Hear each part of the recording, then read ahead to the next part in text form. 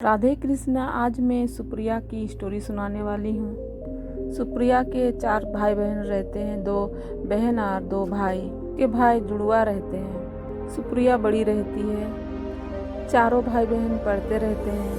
सुप्रिया की पढ़ाई पूरी हो जाती है। सुप्रिया के पापा सुप्रिया को बोलते हैं कि बेटी, आप अगर शादी करना चाहते हैं तो मैं शादी करा दूंगा। सुप्रिया बोलती है कि मैं आगे पढ़ना चाहती हूँ, कुछ बनना चाहती हूँ। उसके पापा बोलते हैं ठीक है बेटी, आप जितना भी पढ़ना चाहती हो पढ़िए, मैं आपको पढ़ाऊँगा। सुप्रिया के बहुत बड़े ख्वाब होते हैं। वो शादी करके घर परिवार में ही मैं फंस जाऊंगी सोचती है कि उसके पापा को वो मना कर देती है कि मैं शादी नहीं करूँगी। सुप्रिया आगे पढ़ाई करती है।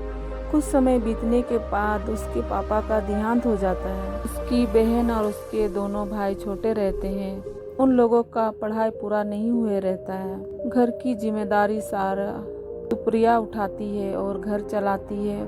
उसके भाई बहनों को पढ़ाती है और उसकी छोटी बहन को शादी करा देती है। जहाँ सुप्रिया काम करती है वहाँ उन दोनों भाई को ले जाती है और वहाँ ही तीनों भाई बहन रहते हैं। और उसकी माँ गांव में ही रहती है। आना जाना करते हैं, उसकी माँ को देखने जाते हैं, उसकी माँ को राशन पानी खरीद देते हैं। सुप्रिया सोचती है अगर मैं अभी शादी कर लूँगी तो मेरे भाइयों का क्या होगा, मेरे भाइयों का कैसे पढ़ाई होगा, कैसे उन लोगों का भविष्य आगे बढ़ेगा, कैसे मैं उन लोगों का मदद कर पाऊँगी। इसलिए सुप्रिया सोच लेती है कि मैं जब तक मेरे भाइयों का कहीं काम नहीं होगा मैं नहीं शादी करूँगी और मेरे भाइयों का ध्यान रखूँगी।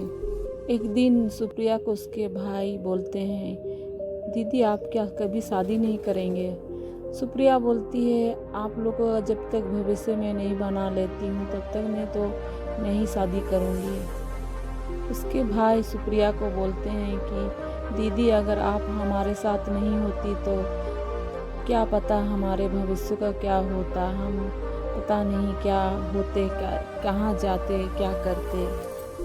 आप हमारे पापा की तरह ध्यान रखती हो, आप बहुत अच्छी हो। मुझे लगता है कि बहुत कम लोग होते हैं जो दूसरों के बारे में सोचते हैं, अपने भविष्य के बारे में नहीं सोचते हैं, दूसरों के बारे में सोचते हैं।